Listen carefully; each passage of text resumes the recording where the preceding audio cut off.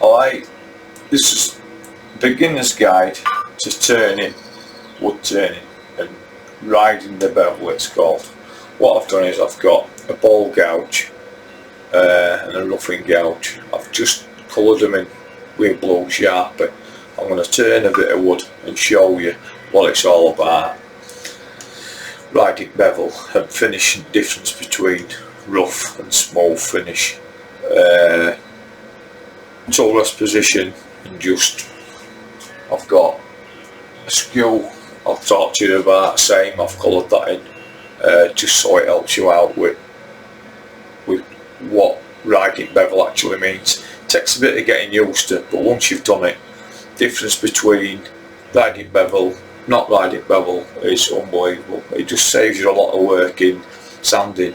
Plus, if you do any complex shapes, if you ride bevel, you've got a super smooth finish, and it's just a lot easier and faster to do with sanding. If you sand too hard, then obviously you'll take part of that shape away. I'll turn the camera around and we'll get it on a piece of wood. I've turned a bit of pine round just to show you the difference between a rough piece and a smooth piece with riding bevel. So we'll go with roughing gouge first. So that's your typical roughing gouge at minute. It's got quite a wide flute. That's that bit there, and then obviously that's where we've coloured it in blue. That's bevel, riding bevel. This is what it's about.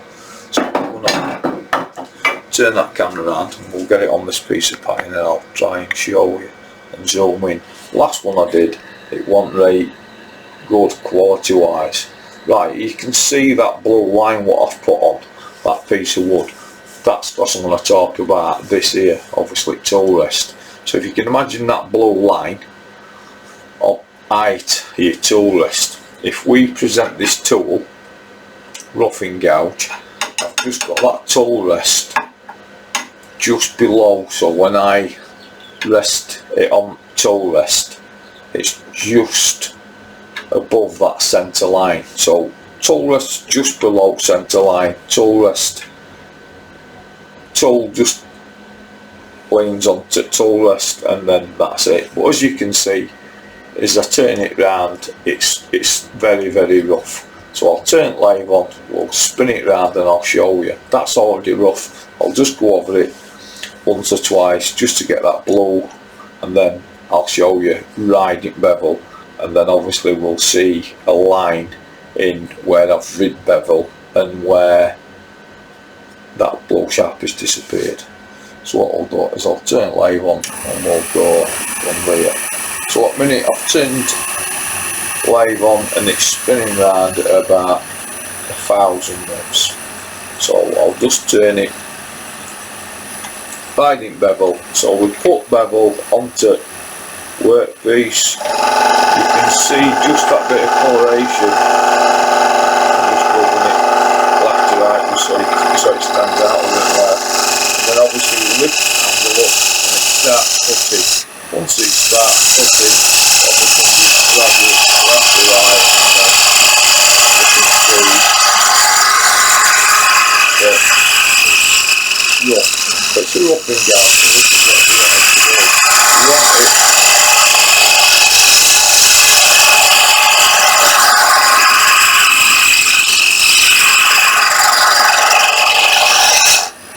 want it to remove material pretty quick. So I'll stop lathe and we'll have a look.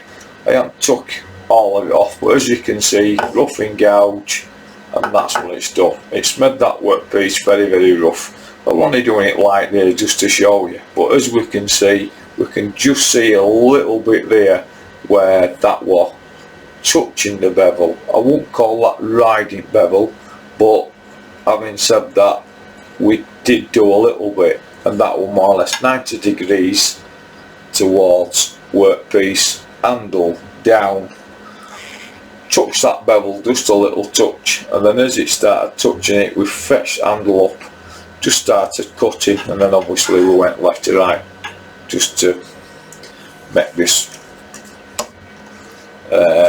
just to cut this wood really. What I'm going to do is show you it's not everybody's pot of tea, but I like doing it because it's just what I like doing really. So I'm going to turn this piece of wood, and I'm going to turn roughing gouge to about 45 degrees. I'm going to do exactly the same. I'm going to touch that bevel, push it down towards tool rest, push it a touch towards workpiece, and then what I'm going to do is just fetch it round a little bit angle while it starts cutting, and then go from left to right. And then what I'll do is, rather than going left to right, right to left, I'll go left to right, pull it off, left to right again, 2 passes, and you'll see difference between this piece of wood. And then what I'll do is I'll go with spindle gouge and show you exactly the same. But this is what it's to do with riding bevel, and that's what your actual bevel is. A lot of people turn however way they want. They've got to find best way, to be honest. Best ways way it suits yourself. Right, I'll turn this on and show you what I mean. So as I can see, I'm going to touch that bevel. You can see a bit of coloration there. In fact, I'll go a bit more to this side. Bit of coloration there. Just starting to cut now. You can just see a bit of dust that's coming off. Go from left to right.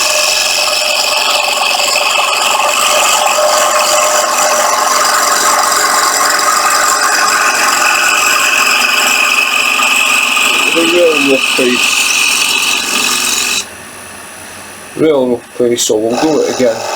We'll rub that bevel, as you can just see that bit of coloration. I'll just turn it so it rubs it.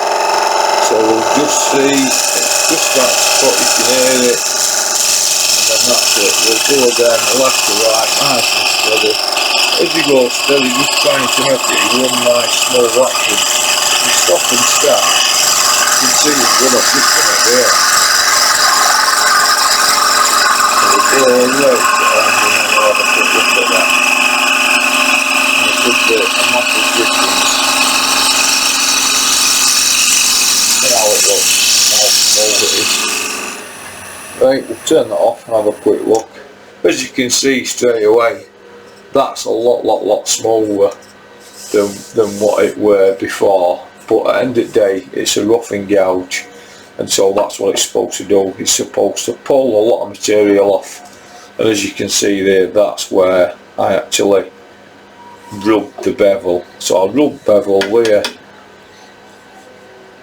As it started rubbing, I fetched handle round, started to cut, went from left to right, and that's what we got. A lot smoother finish. That's that's roughing gouge. What I'll do, we'll go to ball gouge. So ball gouge exactly the same.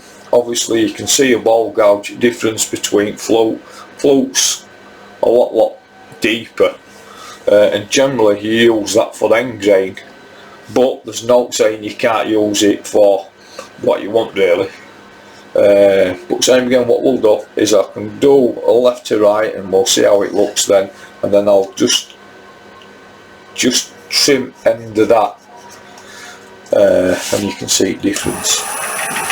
Same again, if you use it like a roughing gouge, if you want to go at 90 degrees, then you can rub that bevel onto your workpiece. You can see that blown line. Lift your handle up a little touch, you wait while it starts cutting, off you go, it starts cutting there, left to right there.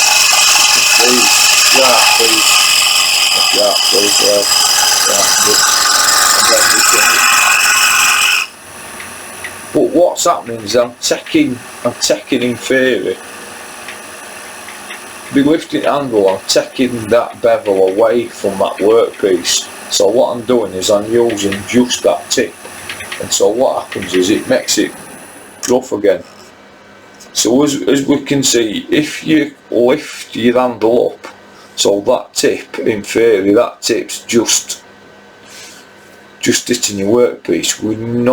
We're not riding that bevel. That bevel needs to touch your workpiece. It needs to be supported in some sort of way.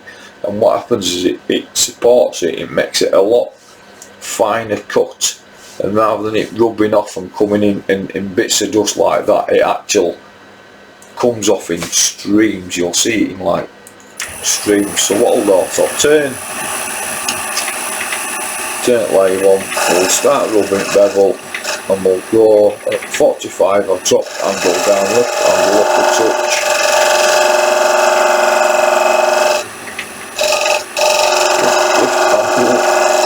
Lift the handle up so that, as you can see, the difference between trading here, quite a lot different.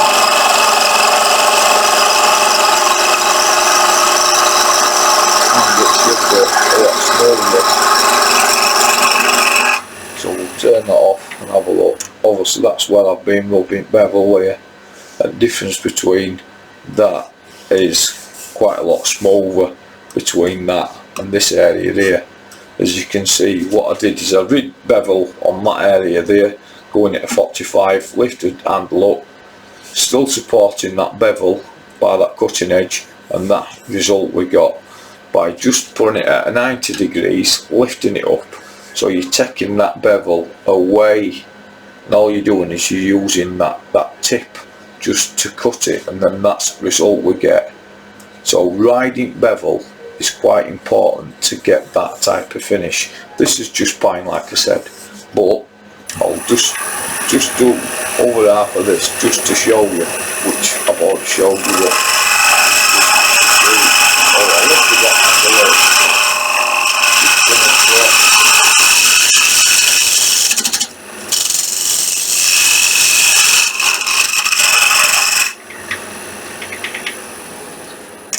Massive difference. Riding bevel, not riding bevel.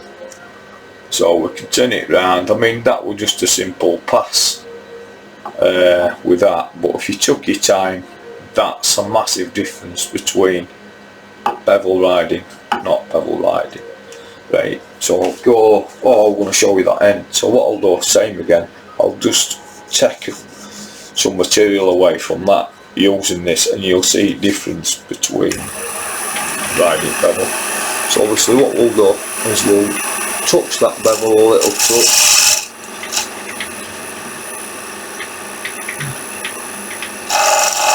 ride that bevel, fetch your handle down, that's pushing away.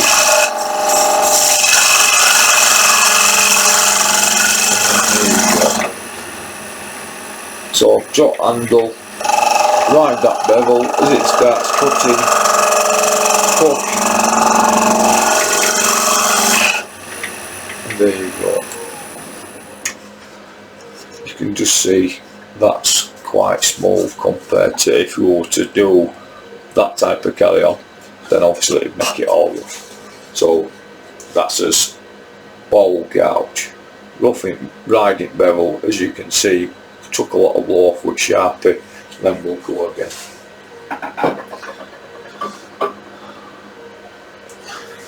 Spindle gouge. So spindle gouge, it's got a float but nowhere near as deep as ball gouge. As you look at ball gouge, you can look at that, that's as ball gouge there. You can see massive difference between floats. That's meant for end grain, for balls. Obviously this is a spindle gouge, generally used between centres, but you can use it for, like I am using a chuck, and we'll just do exactly the same with this. So you start rubbing that bevel, turning that, just as you start see sawdust, there you go. What a difference. Super smooth.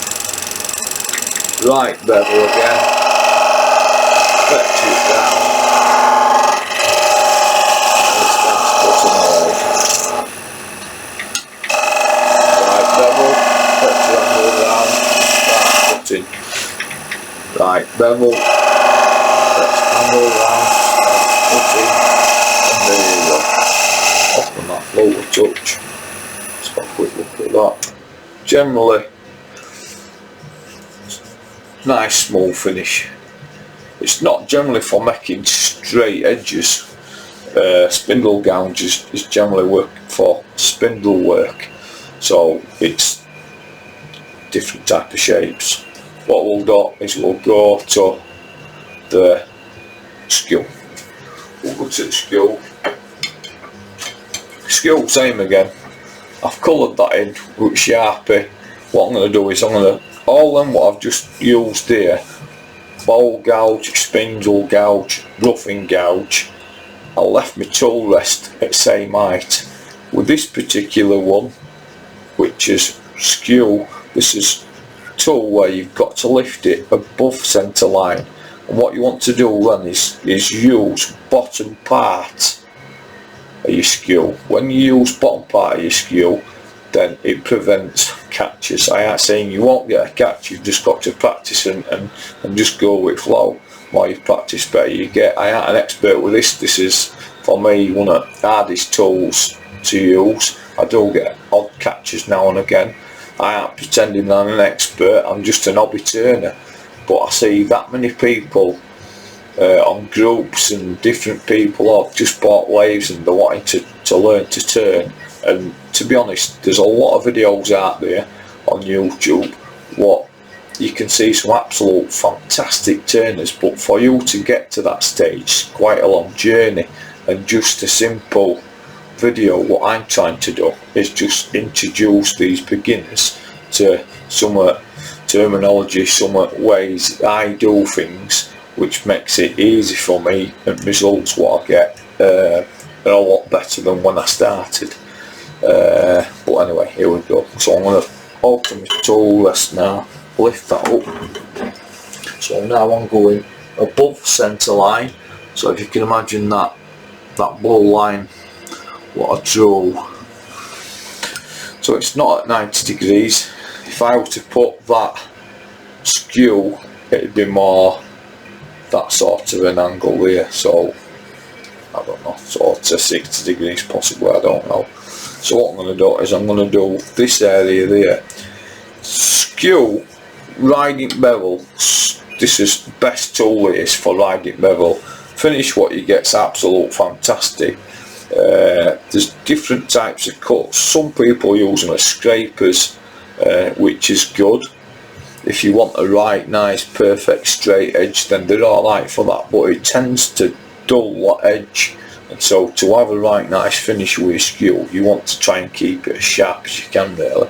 Then there's all different types of cut you can use. That's called toe, that's to make V cuts. Then you've got your heel, that's for rolling beads. There's all different types, but I'm talking about riding bevel today, so that's what we're going to do. So what I'm going to do is I'll put my skew onto the workpiece. I know it's touching, I can hear it obviously touching that bevel. What I want to do is lift slowly but surely. As soon as I start seeing a bit of dust, then that's it. I can start rolling straight across the workpiece, left to right.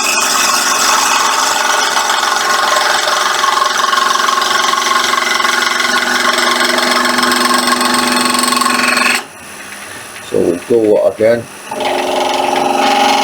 Right bevel, rub bevel, lift my handle up. Once I start see it cutting, that's it, and I'm ready. Try and relax if you can, try and keep it in the same position. And then obviously just left to right, keep everything rapid safe. I am trying to move my body. I'm trying to move my hands, so I'm just trying to get it in that perfect position, and then just move weight from one leg to the other. So then I'm just more or less leaning over rather than moving my hands to move across. And then as you can see, that's by far the best finish we've got. You know, that's unbelievable, fantastic. And as you can see there, that's just below bottom half of that skew what I used to get that type of finish. Riding bevel. If you can get used to this, then fantastic. but it is an art tool to master. You're going to have to watch a few videos better than mine to see that, I think. But basics, I've showed you on different method on riding bevel. I hope that helps. If you've got any